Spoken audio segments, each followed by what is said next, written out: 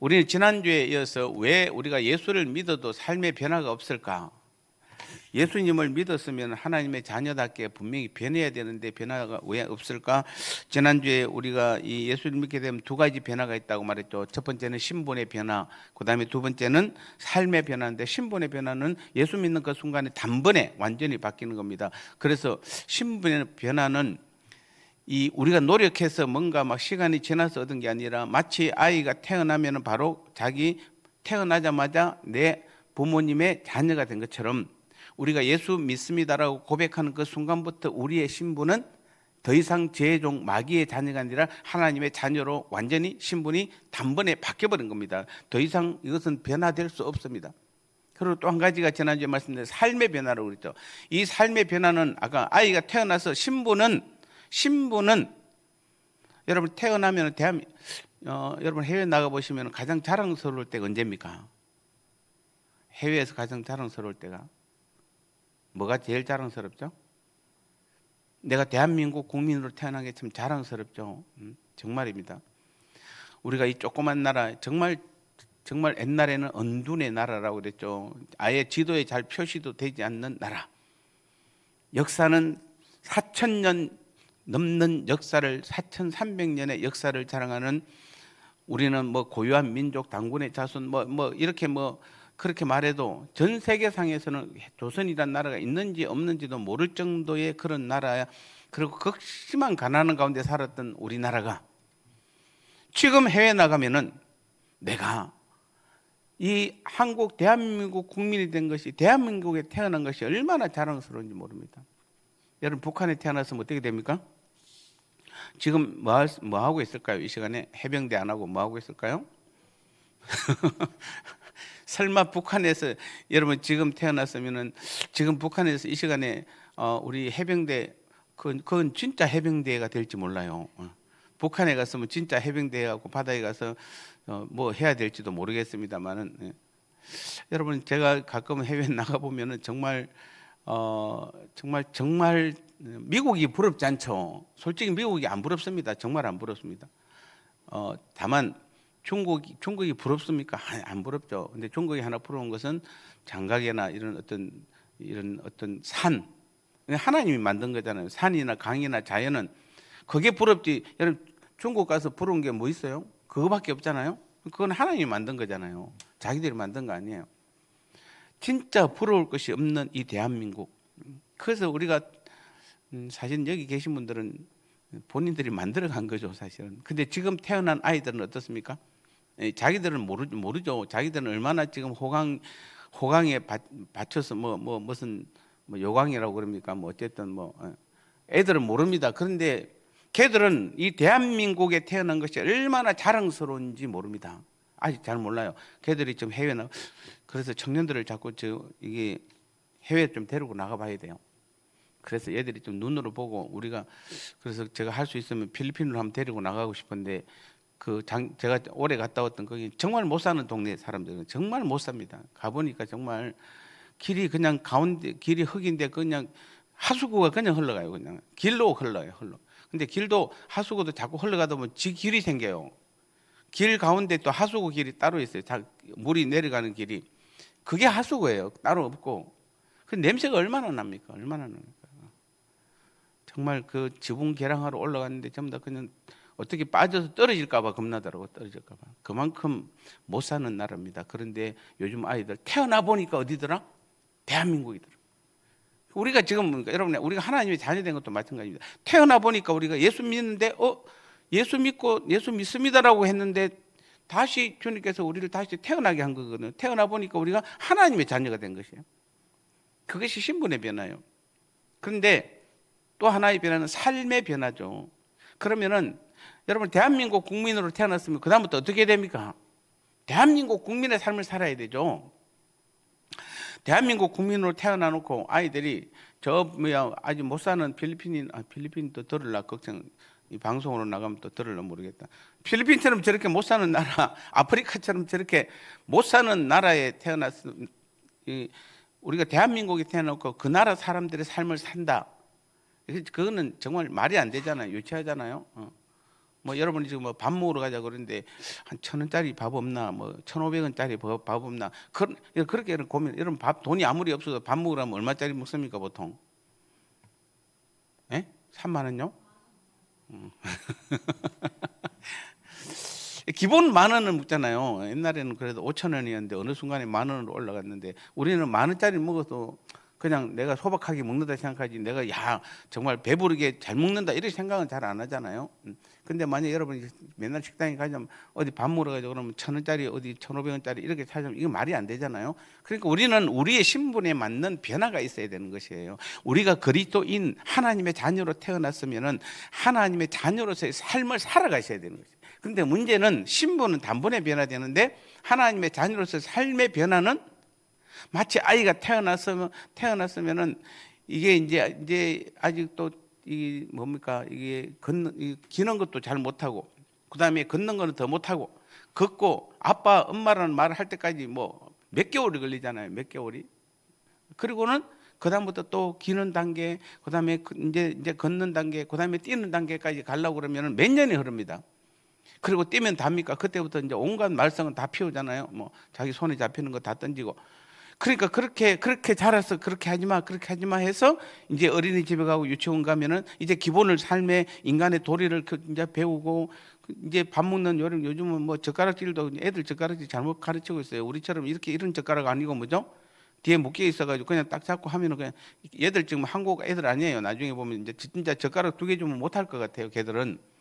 근데 어쨌든 그런 것을 하나하나 배워가면서 초등학교에 들어가서 초등학교의 학문을 배우고 다양하게, 그다음 중학교 가서는 또 고등학교 가서, 그리고는 대학에 들어가서 자기가 하고 싶은 전공을 찾고, 이런 과정들이 우리가 이 걸어오는 삶의 변화잖아요. 마찬가지로 우리가 기독교인으로서, 그리스도인으로서, 하나님의 자녀로서도 신분의 변화는 단번에 이루어졌지만 그 다음부터 삶의 변화는 점점 더 하나하나 배워가면서 알아가면서, 여러분 예배 1번 드리고 2번 드리고 10번 드리고 1년을 드리고 10년을 드리고, 기도를 1번 하고 10번 하고 100번 하고 1,000번을 하고, 그런 과정들을 하나하나를 통해서 봉사하고 헌신하는 걸 통해서 내가 뭔가 일을 한다라고 생각하시면 안 돼요. 내가 하나님의 나라의 백성, 하나님의 자녀로서의 삶이 점점 더 변화되고 있다는 것을 우리는 깨달아야 되는데, 일하는 데만 집중하시면 안 되는 것이에요. 그게 우리는 지난주에 삶의 변화다. 그래서 성경은 정확하게 에베소 4장 13절에서 어느 정도까지 우리를 변화되라고 했냐면은 하나님의 아들 믿는 것과 아는 것에 하나가 되어 온전한 사람을 이루어 그리스도의 장성한 분량이 충만 데까지 자라가라. 주님의 어떤 그 모습에까지 우리가 자라가는 것이, 그것이 바로 우리가 삶의 변화다.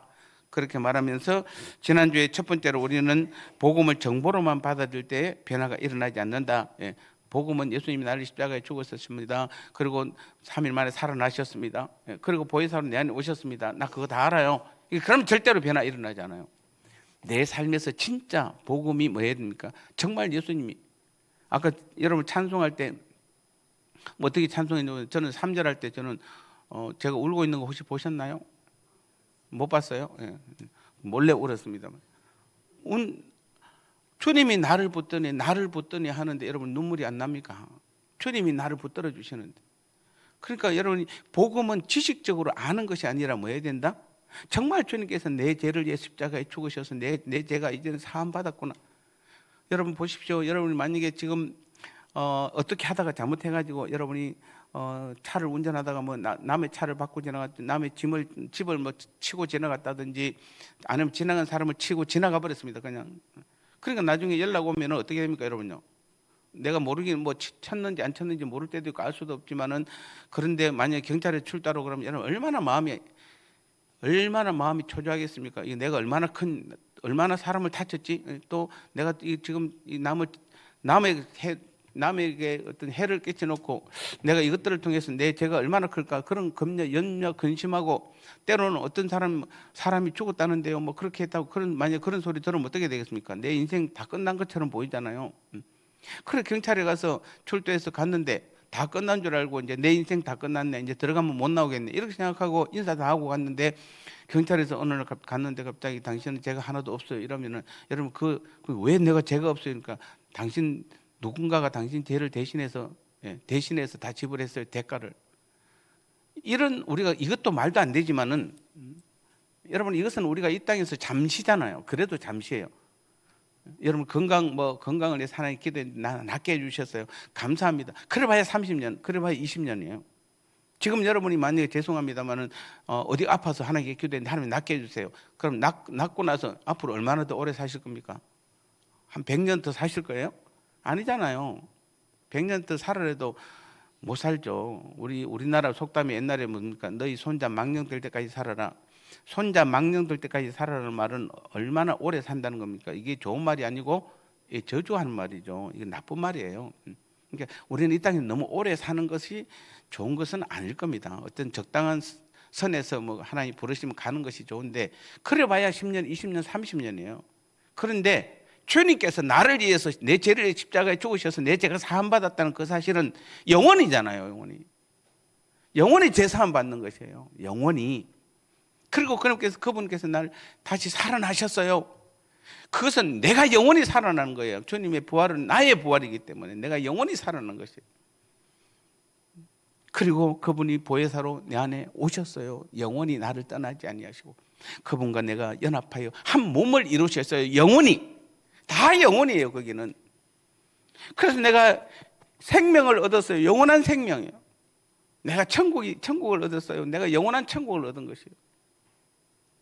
내가 주님 하나님 나라의 기업을 얻었어요. 영원히 얻은 것이 다 영원이에요. 영원히.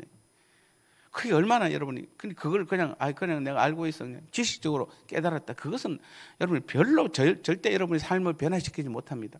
그래서 지난주에 제가 우리는 그 부분에 대해서 정말 우리는 복음을 지식적으로 아는 것이 아니라 뭐죠? 실제로 변화되는 거. 내가 그것을 복음으로 받아들여야 되는 거예요. 정말 복음으로 받아들일 때 우리는 변화된다. 이렇게 말씀드렸습니다. 그리고 두 번째, 오늘 이제 시작한 두 번째는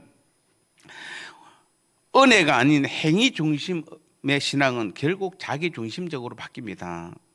예수님을 믿는다 해도 여전히 자신의 노력으로 하나님께 인정받으려는 사람들이 많습니다. 이 사람들은 복음을 믿는다고 하면서 대부분 기도를 열심히 해야 하나님이 도와주실 거야. 내가 이만큼 순종했으니까 축복을 주실 거야 라는 조건적 신앙에 빠집니다. 자, 여러분 한번 예를 들어 볼게요. 자, 이렇습니다. 우리 아버지가 천조를 가진 사람이에요. 천조. 요즘은 천조도 나타나요. 드디어 천조도 1억 달러, 1조 달러, 1조 달러 이러면 우리나라 돈으로 천조가 넘죠. 1,400조죠. 만약에 우리 아버지가 천조를 가진 그런 아버지예요. 그런데 아들이 태어나 보니까 아버지가 그렇게 부자예요. 그런데 그 아버지 밑에 내가 아버지한테 인정받으려고 이 아들이 나가가지고 학교 가라니까 학교도 안 가고 그 시간에 가서 돈을 벌고 그냥 매일같이 그냥 아침 밥만 먹자마자 그냥 새벽같이 나가서 돈을 벌어갖고 내가 한 달에 한 600만 원씩 벌었어요. 쟤는 500 벌었는데 나는 600 벌었어요. 아니 나는 너무 잘해갖고 한 달에 1,000만 원을 벌었어요. 여러분 천조를 가진 부모가 자식이 500만 원을 벌어왔든지 600만 원을 벌어왔든지 1,000만 원을 벌어왔든지 그게 무슨 도움이 되나요? 감동이 되나요? 지금 아버지가 이 아들한테 원하는 것은 네가 노력해가지고 돈을 더 많이 벌어오라는 건가요? 그래봐야 여러분 그 이자만 해도 아마 몇백억이 될 거예요. 이자만 해도 한 달에. 그런데 내가 밤낮 노력해하고 잠도 안 자고 노력해하고 한 달에 1,000만 원을 벌어왔다고 아버지 내 1,000만 원 벌어왔어요. 제가 잘했죠? 이 아버지가 원하는 것은 네가 내 아들로서 나를 아버지로 인정하라는 것이에요. 아버지가 천조를 가진 재산가인데 아들이 그 돈 한 달에 죽자 사자에 밤에 잠도 안 자고 열심히 하고 1,000만 원 벌어왔다고 그게 뭔 도움 된다고요? 아버지와 아들의 관계예요. 관계. 그래야 이게 우리가 두 번째 우리는 은혜. 그냥 아버지의 은혜로 내가 그냥 나는 아버지가 원하는 거 아버지께 공부하라고 그러면 공부하면 돼요. 아버지가 보시기에 네가 어디 가서 뭔가를 더 경험을 쌓아라. 그럼 경험을 쌓으면 되는 것이에요. 아버지는 그렇게 공부를 시키고 경험을 쌓아서 뭐 하려고? 내 기업을 물려주려고 그러는 거잖아요. 내 유업을 물려주려고 그러는 거예요. 우리는 아주 정확하게는 어느 누구도 말할 수 없습니다. 영원한 하나님 나라 천국에 갔을 때에 우리에게 어떤 성경에 분명히 기업이 나옵니다. 하나님 나라의 기업이 나와요. 나옵니다. 이게 정확하게 뭔지는 표현이 되어 있지는 않아요. 근데 적어도 제가 요즘 우주를 공부하고 이 하나님의 창조 원리를 공부하다 보니까 여러분 이 우주나 창조 원리는 하나님의 창조 원리를 공부하면요, 우리가 상상으로는 아예 우리의 상상으로 계산이 안 나와요. 여러분 아무리 공부를 많이 하고 아무리 돈을 많이 벌어도 천조 아니라 그보다 100배 1000배 많아도 그거 갖고는 하나님의 창조에 비교할 수가 없어요. 그런데 하나님 분명히 성경에는 우리에게 영원한 하나님 나라의 기업, 유업을 우리에게 허락해 준다 말씀하셨거든요. 그러면 우리는 잘 모르지만 적어도 우리가 이 땅에서 계산하는 그 정도 수준 아니에요. 여러분 지구 전체를 다 드릴까요? 하나? 여러분 앞에 다? 땅이 갖고 싶어요. 그러면 하나님께서 뭐라고 하는가? 그럼 지구 전체 니한테 다 줄까? 그래도요, 여러분, 그래도 이 온 우주는 우리가 예를 들어서 하나님이 니는 지구에, 니는 달에, 니는 화성에, 니는 수성에, 니는 금성 니 가지가 그래도 그렇게 나눠주고도 그렇게 다 하나님 자녀들이 다 나눠주고도 남는 것이 하나님의 창조 원리예요. 창조하신 이 온 우주예요. 그런데 하나님 나라 유업이다? 우리는 상상을 못해요. 제발 여러분 부탁드립니다. 여러분 이 땅에서 조금 더 많이 가지려고 정말 뭔가를 좀 해보려고 그렇게 하지 마시고, 뭔가 내가 막 기도를 많이 했으니까 하나님 내 축복해 주시겠지, 내가 봉사 활동을 많이 했으니까 하나님께서 나한테 더 복 주시겠지, 이런 쪽에 여러분 관심을 갖지 마시고, 정말 중요한 것은 모든 것은 하나님의 은혜다. 은혜밖에 내가 하나님의 은혜, 이거밖에 우리가 고백할 거 없어요. 내가 할 수 있는 것은 아무것도 없는데도 내가 무슨 구원을 위해서, 내가 제사함을 위해서, 내가 천국을 얻기 위해서, 내가 하나님의 자녀가 되기 위해서 무엇을 했습니까? 아무것도 한 것이 없어요. 다 하나님의 은혜예요. 은혜밖에 없어요. 그 은혜에 감사하면 되는 것이에요. 은혜 감사합니다. 은혜 감사합니다. 그래서 우리가 보통 5월 8일 날이 무슨 날입니까? 그건 알죠, 여러분. 어버이날. 그 어버이날 1년에 딱 한 번 자녀들이 뭐 합니까? 어버이 은혜에 감사합니다 해갖고 꽃 하나 갖다 주고 뭐 선물 하나 주면은 그거 1년 동안 우러먹고 살잖아요. 또 우리가 또 그거 하나, 그것도 안 주는 자식도 있기는 합니다만 어쨌든 그날도 안 주는 자식도 있기는 한데 그날 주면은 우리는 또 1년을 또 기다리잖아요. 그게 부모잖아요. 그런데 매일 정말 부모의 은혜에 감사해서 은혜로 살아갈 때 그 자녀가 얼마나 그 많은 당을 가진 부모는 그거 감사하는 거죠. 그게 그 자녀가 되게는 것이에요. 그래서 그 자녀를 그대로 두지 않고 그 부모는 철저하게 그 자식을 공부를 시키고 경험을 시켜서 나중에 뭐 한다? 자기의 유업을 맡기는 것이에요. 분명히 그렇습니다. 우리는 절대로 이 땅의 삶으로 여러분 그냥 끝나면 그 천국 가서 뭐 찬양이나 하고 맨날 성가대하고 그런 거 아닙니다. 여러분요, 하나님 나라의 유업이 주어져요. 이 땅에서 우리가 얼마나 하나님 앞에 훈련을 받았고 변화되었느냐에 따라서 하나님께서 유업을 주시는데 그 유업은 우리가 상상할 수 있는 그런 유업이 아니라는 사실이에요.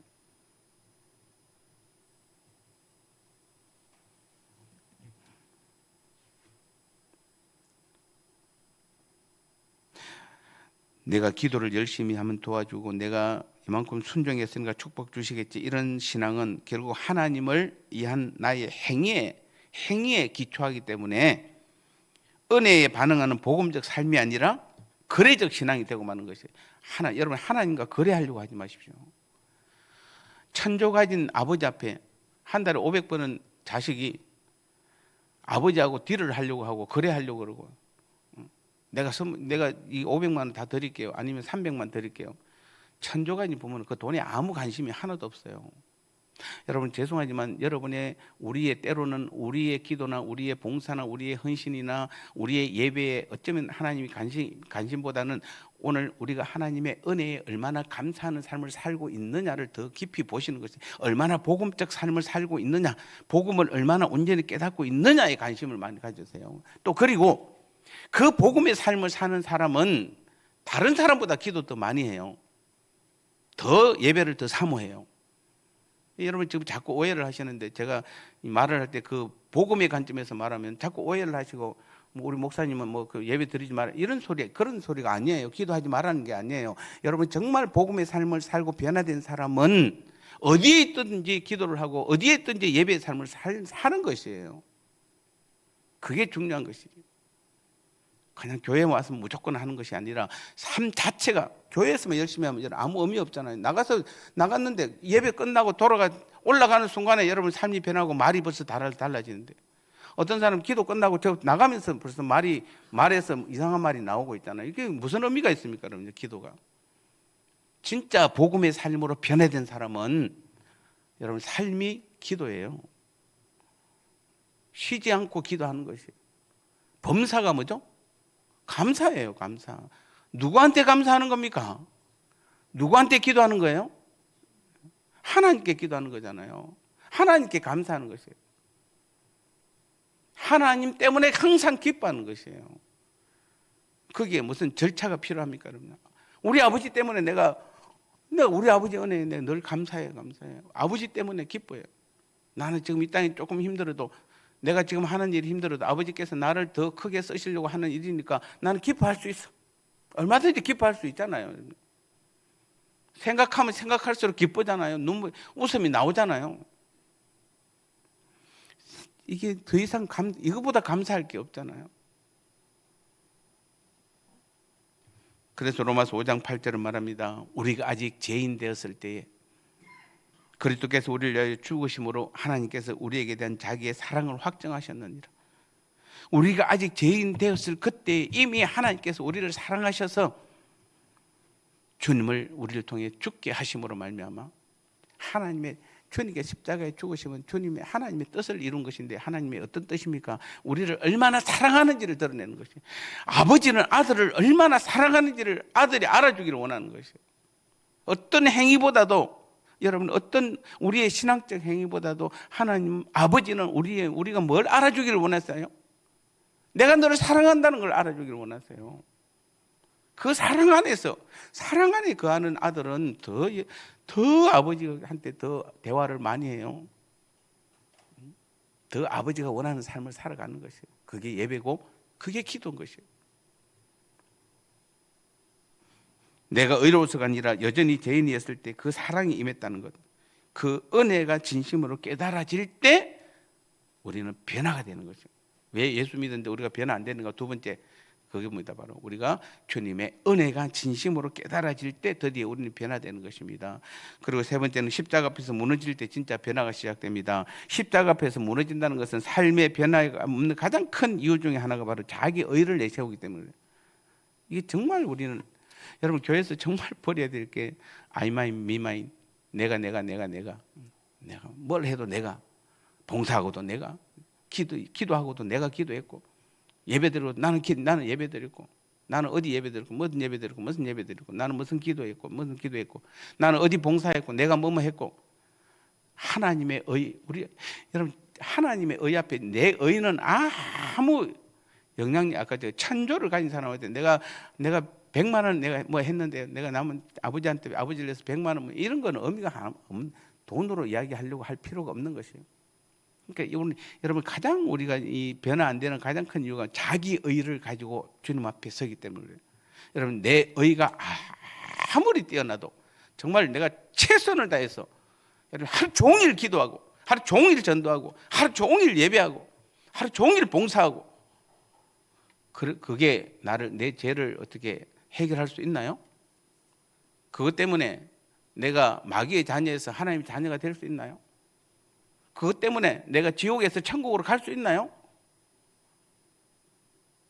그것 때문에 주님이 내 안에 들어오셔서 나와 연합하여 한 몸이 돼서 내가 교회가 될 수 있나요? 택도 없습니다. 여러분 인간은 죽었다 깨어나도 내 의로는 아무것도 할 수 없습니다. 하나님 앞에. 그런데 왜 여러분이 세상도 아니고 교회에서 하나님 앞에서 자기 의를 내셔보려고 그럽니까? 그러면 절대로 변화가 일어나지 않는 것입니다. 복음은 이렇습니다. 인간이 스스로를 구원할 수 없다는 선언이에요. 그래서 자신의 죄인됨을 인정하고 십자가 앞에 엎드리는 겸손이 없으면 복음은 좋은 말로만 남습니다. 그냥 그래 주님께서 우리를 십자가에 죽으셨대요. 2000년 전에 얼마나 가슴 아픕니까? 그냥 그리고 살아나셨대요. 얼마나 기쁩니까? 그리고 보혜사로 우리 안에 오셨대요. 얼마나 좋아요. 그걸로 끝이에요. 좋은 말로만 끝나는 것입니다. 누가복음 18장 13절에 보면 세리와 바리새인 기도가 나오잖아요. 바리새인들은 보니까 나는 일주일에 2번 금식을 하고 11조를 드립니다. 나는 저 세리 같은 되더라고 다른 삶을 살았습니다. 정말 잘했지요, 제가. 정말 제가 하나님의 자녀로서 역할을 정말 잘했지요 라고 주님 앞에 기도하잖아요. 그렇게 고백하잖아요. 그런데 세리는 뭡니까? 그렇게 멸시했던 세리는 뭐죠? 그리고 하루에 일주일에 2번 금식도 안 하고 11조도 안 드리는데 주님 앞에 나와서 뭐라고 이야기합니까? 하나님이여 불쌍히 여기소서 나는 죄인으로소이다. 그 고백 하나 했는데 주님은 뭡니까? 저 바리새인의 기도가 아니라 저 세리의 기도가 진짜 기도다. 여러분 이 말의 의미를 깨달았으면 좋겠습니다. 스스로 여러분 기도하셔서 하나님 앞에 이 말의 의미, 바리새인의 기도가 아니라 세리의 기도의 의미를 정말 깨닫고 여러분 삶 가운데 적용해 보시기 바랍니다. 이것은 제가 수없이 설교했기 때문에 여러분 정말 여러분 하나님 앞에 스스로 한번 깨우쳐 보시기 바랍니다. 이 고백이 바로 복음의 삶에 깊이 들어가는 문이에요. 하나님 앞에 우리는 그저 주님 나는 이렇게 했고 저렇게 했고가 아닙니다. 여러분요. 그건 다 자기의예요. 제발 여러분이 그 자기의 좀 버리세요. 자기의 버리셔야 돼요. 그렇지 않으면 안 변하지 않습니다. 주님은 역사하지 않습니다. 성령은 나타나지 않아요. 윤영식 권사님 오늘 웬일로 이렇게 오늘 일하러 안 가셨어요? 윤 권사님? 반갑습니다. 수요일 날 보니까 더 반갑네. 감사합니다. 우리는 변화돼서 그런 거죠. 권사님이. 우리는 잘 기억하십시오. 여러분 내 의로는 아무것도 할 수 없습니다. 그거 꼭 기억하시면 돼요. 안 그러면 우리가 변화가 안 돼요. 십자가 앞에서 내가 얼마나 무능한 존재인지. 십자가 앞에서라는 것은 우리 하나님 앞에서예요. 하나님 앞에서 우리 주님 앞에서 그 앞에서 내가 아무것도 할 수 없는 존재라는 것을 우리는 깨닫는, 예수님이 나를 위해서 얼마나 비참한 죽음을 감당하셨는지 깨닫게 될 때 그때부터 우리는 드디어 변화가 시작되는 것이에요. 그래야 변화가 되는 것입니다. 마지막으로 우리는 복음은 변화된 정체성에서 삶의 변화를 이끌어가는 겁니다. 복음은 단지 예수 믿고 천국 가자는 메시지가 아닙니다. 여러분 제발 여러분 복음을 이렇게 해석하지 마십시오. 내가 예수 믿으면 천국 가, 그래서 나 천국 가기 위해서 예수 믿어, 그런 거. 복음은 더 이상 그런 게 아니라 더 이상 내가 마귀의 종이 아니라 마귀의 죄의 종이 아니라 내가 하나님의 자녀라는 사실이에요. 이 선언이 믿어질 때 사람은 이전과 전혀 다른 삶을 살게 되는 겁니다. 그래서 우리가 잘 아는 고린도서 5장 17절 뭐라고 이야기합니까? 누구든지 그리스도 안에 있으면 새로운 피조물이라. 이전 것은 지나갔으니 보라 새 것이 됐다. 자, 이전에는 우리가 누구였습니까? 이전 것이 뭐였습니까? 마귀의 자녀였고 죄의 종이었잖아요. 그래서 죄가 이끄는 대로만 우리는 따라간 것이에요. 그래서 결국 영원한 지옥으로 갈 수 있습니다. 그런데 누구든지 그리스도 안에 있기만 하면은, 주님을 영접하고 주님의 자녀가 되기만 하면은 새로운 피조물, 다시 태어났다는 것이에요. 물론 하나님의 자녀로 새로 태어난 것이에요. 그래서 이제는 마귀의 자녀, 죄의 종이 아니라 이전 것은 지나갔으니 보라 새 것이 되었도다. 하나님의 자녀로, 완전한 자녀로 우리는 서게 된 것이에요. 이제는 이미 우리는 그런 존재예요. 그럼 그런 존재에 맞게 살아가야죠. 그래서 복음은 오늘도 우리의 행동의 변화를 강요하지 않고 정체성의 변화를 선포하는 것이에요. 정체성의 변화. 이게 뭡니까? 아까 이제는 더 이상 죄의 종이나 마귀의 자녀가 아니라 누구의 자녀? 하나님의 자녀라는, 내가 이렇게 바뀌었다는 내 정체성.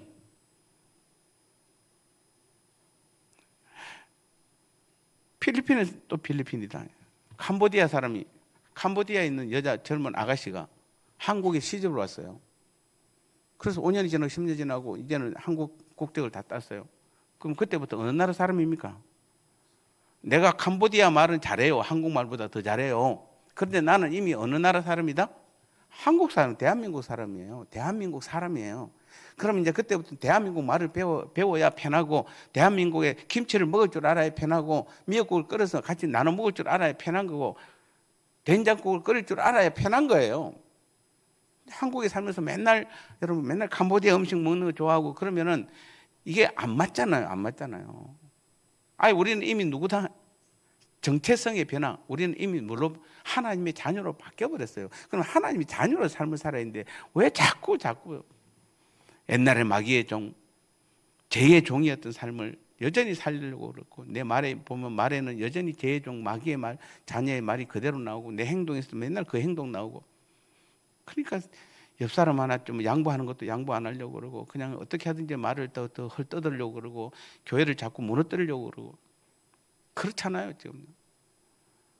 우리가 지금 교회가 지금 하나님이 세운 교회인데 내 마음대로 지금 뭔가 내 뜻대로 하려고 하고 있고, 정말 이건 하나님 앞에 심각한 잘못을 저지르고 있는 것이에요. 여러분, 내가 개인적으로 하나님 앞에 죄를 지을 수 있습니다. 그것도 큰 죄입니다. 그런데 여러분, 교회를 상대로 하는 것은, 여러분, 이것은 내가 지은 개인적인 죄하고는 비교가 안 돼요. 아무리 힘들어도 교회를 상대로 이런 죄 짓지 마세요. 교회를 상대로 하지 마세요. 정말입니다. 그것은 하나님께 내가 감당할 수 없는 큰 죄예요. 왜 이것을 여러분 잘 모르시는지 모르겠습니다. 왜 겁내지 않는지 모르겠어요. 겁내셔야 돼요. 우리는 나 혼자도 하나님 앞에 서면 늘 죄 짓잖아요. 여러분, 벌써 오늘이 수요일인데 여러분 월화수 3일 이틀 동안, 월화 이틀 동안 죄 안 지셨나요? 병원에 입원했다 나온 사람은 죄 안 짓었는지 모르겠지만 다른 사람들은 다 죄 짓었어요. 누군지는 모르겠지만 하여튼 누가 입원했다 나왔대요 오늘. 굳이 제가 말은 안 하겠습니다. 맞죠, 권사님? 말은 안 해요.